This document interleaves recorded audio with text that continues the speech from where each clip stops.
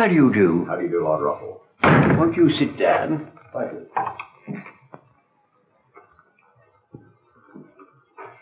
Now, what are we going to talk about?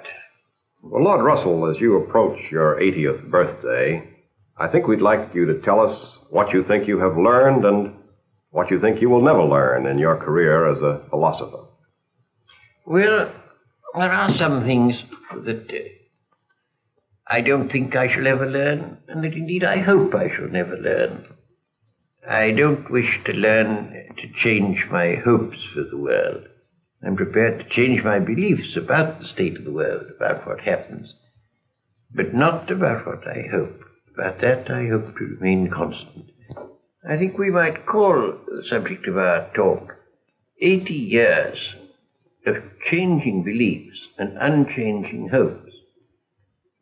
It's very difficult for anybody born since 1914 to realize how profoundly different the world is now from what it was when I was a child. The change has been almost unbelievable.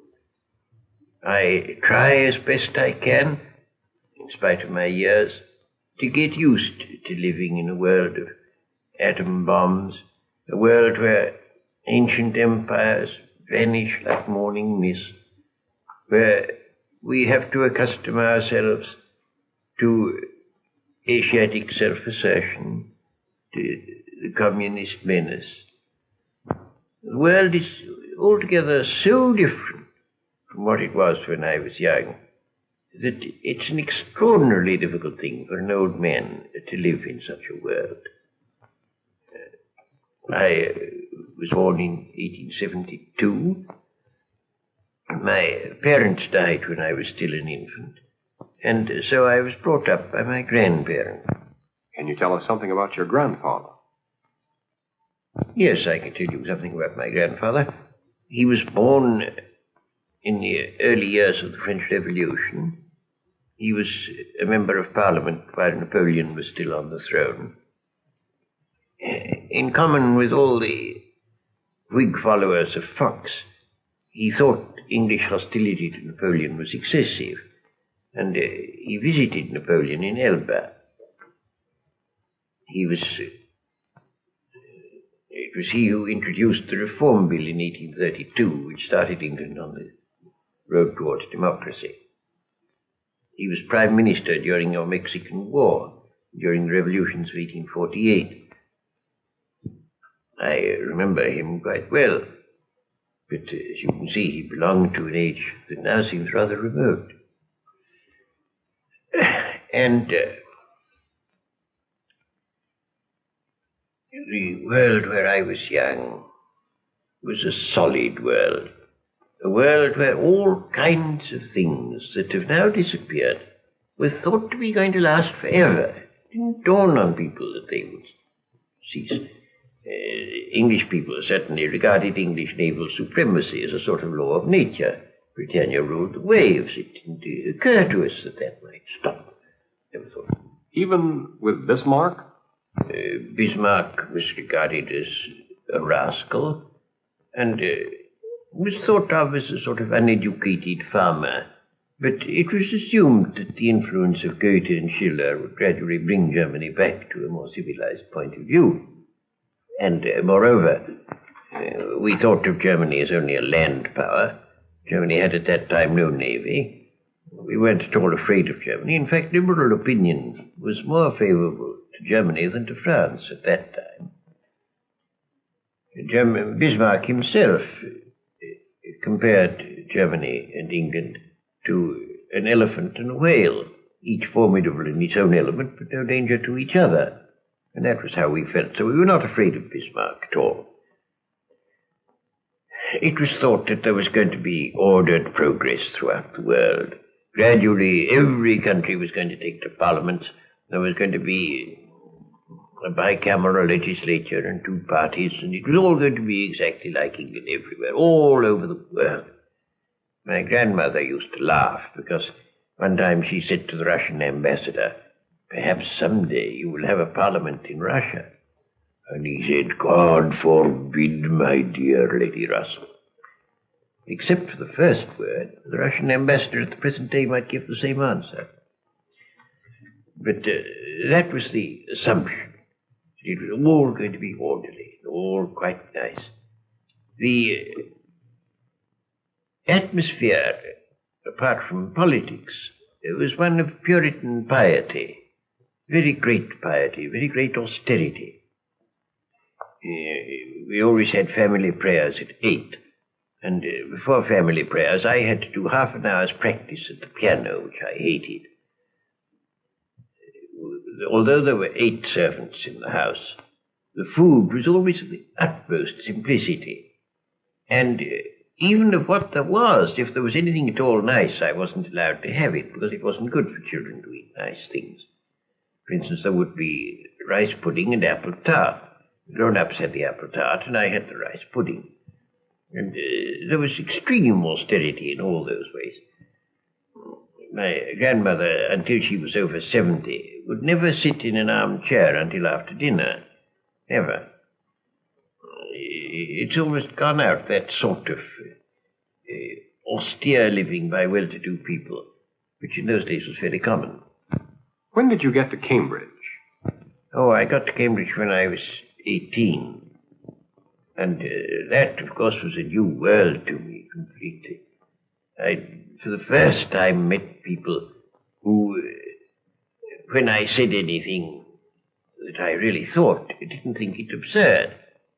I'd learnt at home to say almost nothing about what I really thought. People had a horror of philosophy which interested me. And they would say every time philosophy was mentioned, philosophy is summed up completely in these 2 questions. What is matter? Never mind. What is mind? No matter. And at about the 60th repetition of this remark, I ceased to be amused by it. When I got to Cambridge, it was a great comfort to me to find people who didn't regard philosophy as absurd. So that I was very, very happy when I first got to Cambridge. I quickly got to know a great many people who became my lifelong friends. Most of them, I'm sorry to say, are dead now, but those who are still alive are still my friends. You started with mathematics, didn't you? And then moved to philosophy? That is so, yes. I did 3 years mathematics and 1 year's philosophy at Cambridge. I had done only mathematics before going to Cambridge. What caused your interest in philosophy? Well, 2 things, 2 very different things caused my interest in philosophy.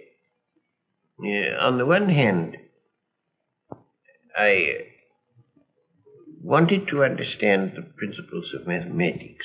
I observed that all the proofs of mathematical propositions that were taught me were obviously fallacious. They didn't really prove what they said they did. And I wanted to know whether there is any truth in the world that is known. And I thought if there is any, it's probably in mathematics. But it's not in mathematics as I was taught it. And so I tried to find out some truth there. The other thing that made me interested in philosophy was the hope that I might find some basis for religious belief. And did you find it? No, in the mathematical part of my hopes I was fairly satisfied. But in the other part, no, not at all. For a time I found a certain satisfaction in the Platonic eternal world of ideas, which has a sort of religious flavor and gave me a certain satisfaction. But then I came to the conclusion that that was nonsense, and I was left without any satisfaction to that set of my desires. It remained so. So that as far as that goes, philosophy proved a washout to me, but not on the side of technical basis for mathematics. Wasn't it about here that you entered into what you called a life of disagreements? Yes, I disagreed first with my people about both about mathematics and about philosophy. They cared only about virtue. They thought virtue was the only thing of importance in the world.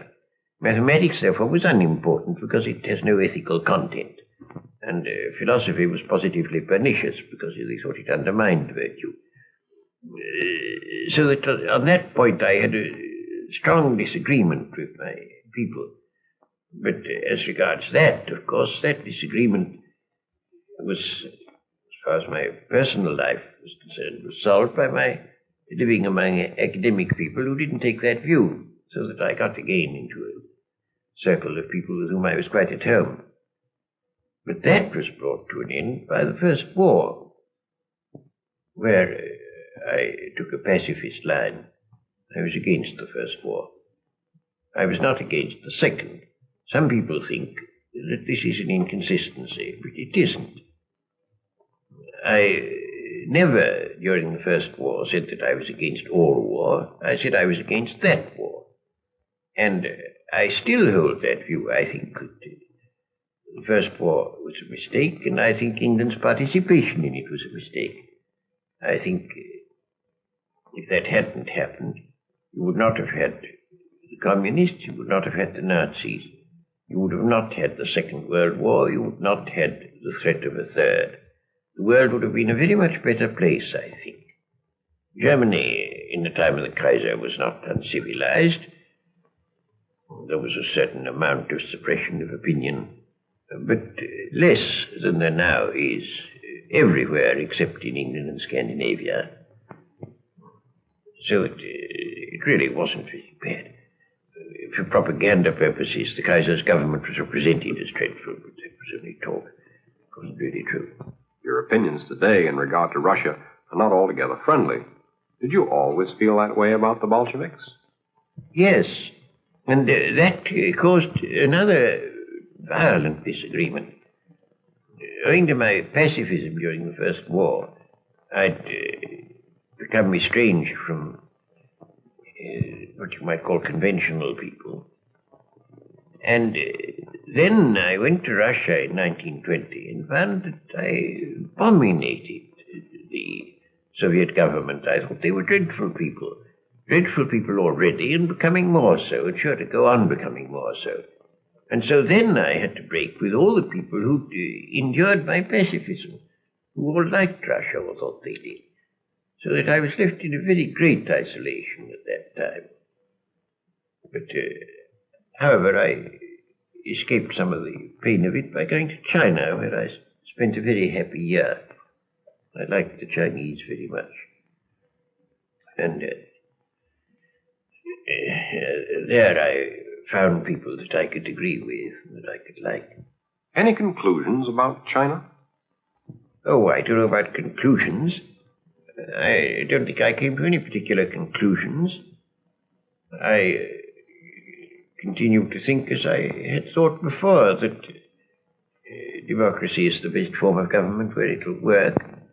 It didn't work very well in China. It wasn't working at all. And one could see that it wouldn't work there. They hadn't the political experience. But I thought it would work there in time, and I dare say it would have done if circumstances had been a little more propitious. On your return, the focus of your interests changed, didn't it? Yes. Owing to the birth of my two elder children, I became very much interested in education. And at first, especially in education in the very early years. I didn't like the old-fashioned schools for a number of reasons. I didn't altogether like the progressive schools, though in some respects I thought them much better than the older ones. But there were some things about progressive schools, at least about most progressive schools, that I didn't feel were right. I thought they didn't pay enough attention to instruction. It seems to me that in our technically complex world, you can't play any important part unless you have a very considerable amount of actual knowledge. And I don't think that most children will acquire much knowledge unless there is a certain amount of discipline in school. I think that the degree of discipline required for acquiring knowledge ought to be insisted upon, and isn't sufficiently insisted upon in a good many modern schools that I know. Did you change any of your opinions in that regard? Well, I suppose to some degree. I tried running a school of my own because I wasn't satisfied with other schools. I haven't the talents of an administrator, and I wasn't satisfied with the school that I tried to run. Fortunately, at just about that time, a certain modern school that I was interested in became, I thought, quite good enough, and I was satisfied with that.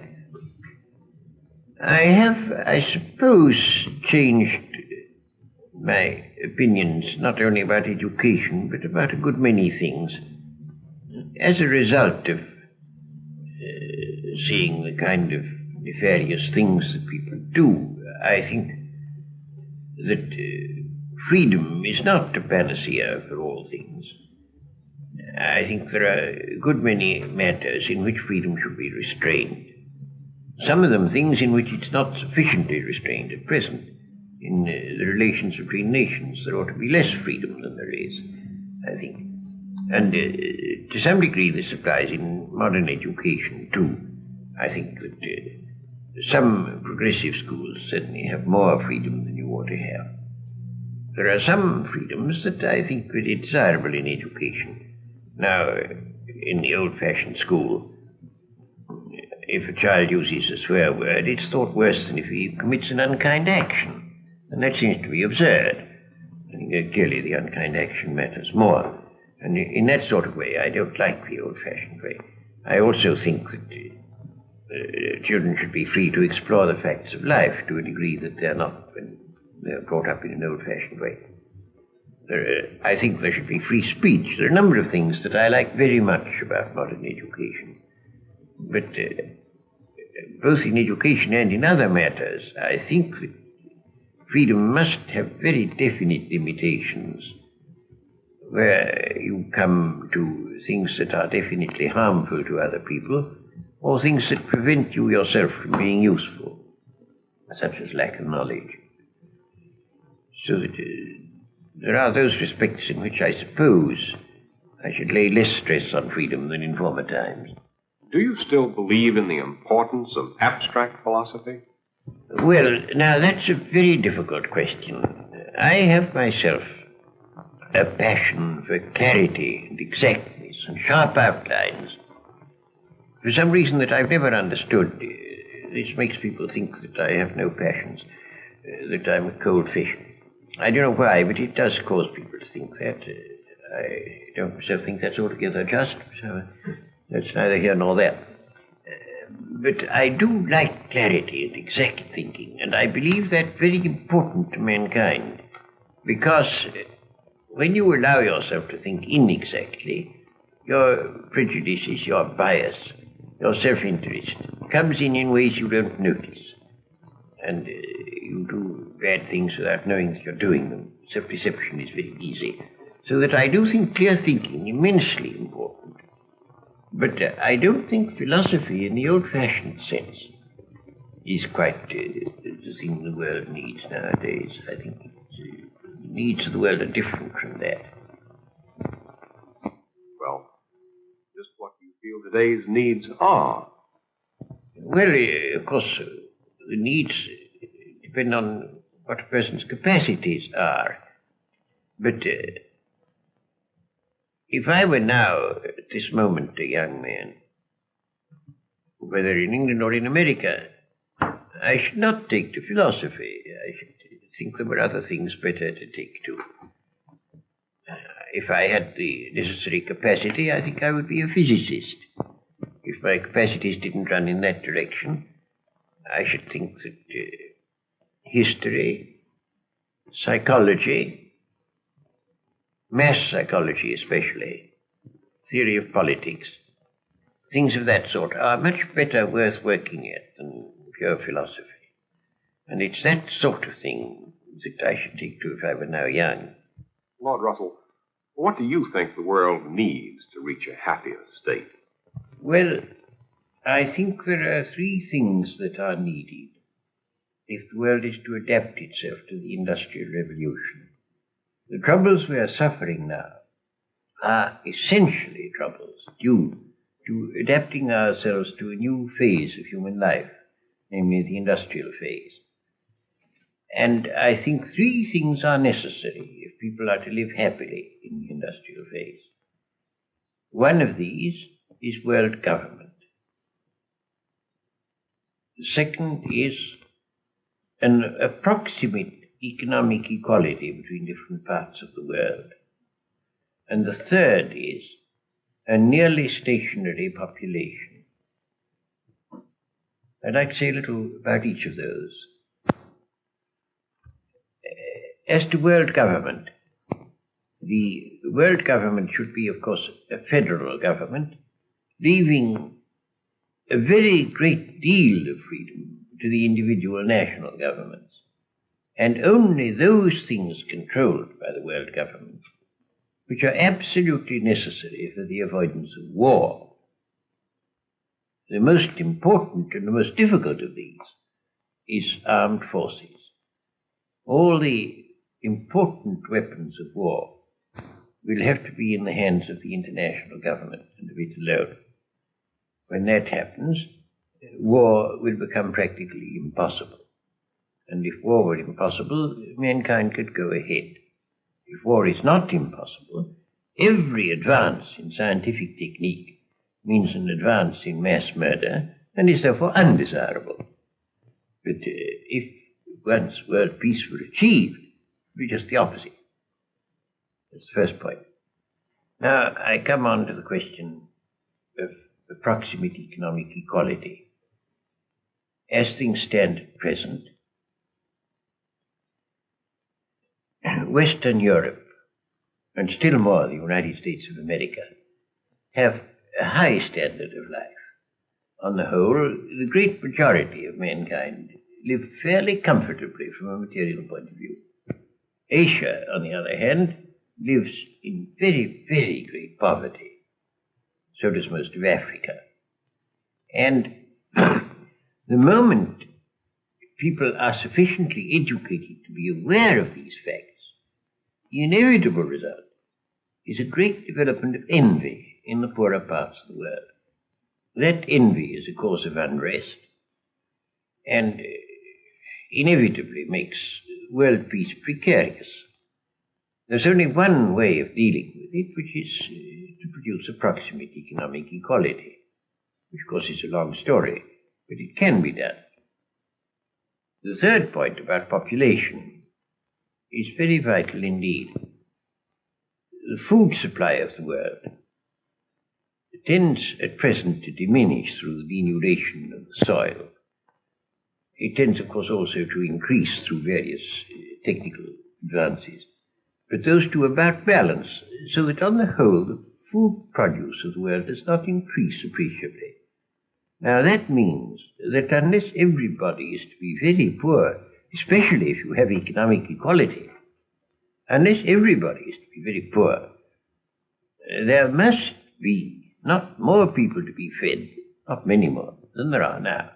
And therefore you've got to get approximate economic equality, approximate equality of population, and approximately stationary population. Otherwise, those parts of the world where the population increases fast will want to go to war with those where it increases slowly.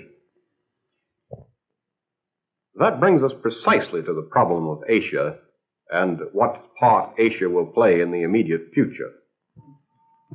Well, Asia, first of all, has risen to the point of education.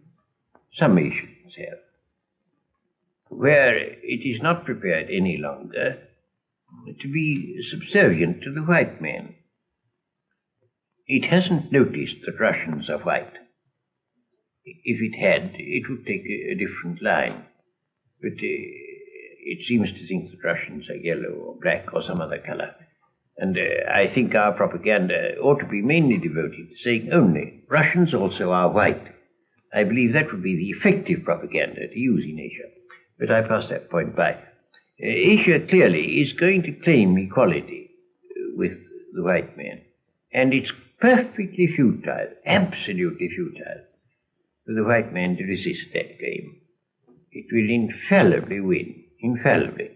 And we ought, therefore, to concede it graciously at once before we're driven to it. To concede complete equality to Asia. But if Asia is not to overwhelm the rest of the world with a vast flood of population and poverty, Asia must live up to its responsibilities and must learn the sort of things we have learned in the West, which is how to maintain a roughly stationary population. And if they can't learn that, which I fully believe they can learn, and learn quickly, much more quickly than most people think, if they can't learn that, they will not have won their claim to equality.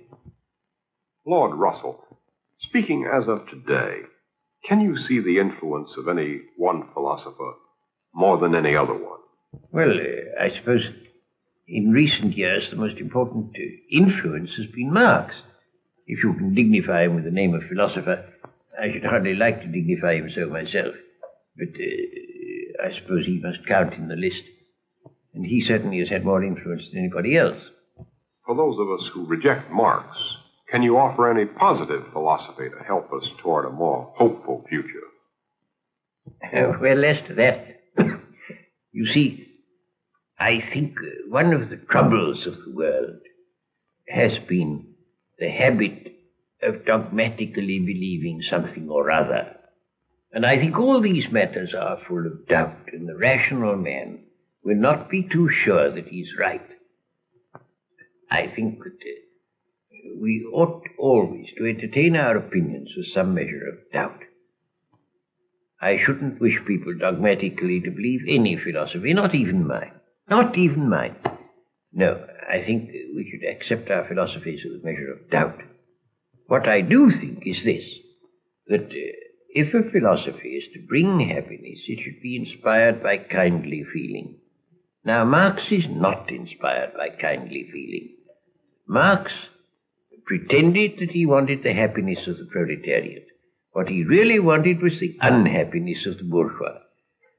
And it was because of that negative element, because of that hate element, that his philosophy produced disaster.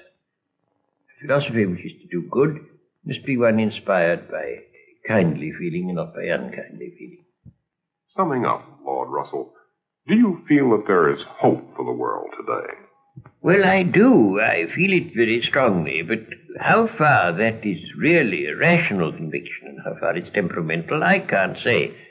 But I do most strongly feel that there is hope. There may be very dreadful times ahead of us. I dare say there are.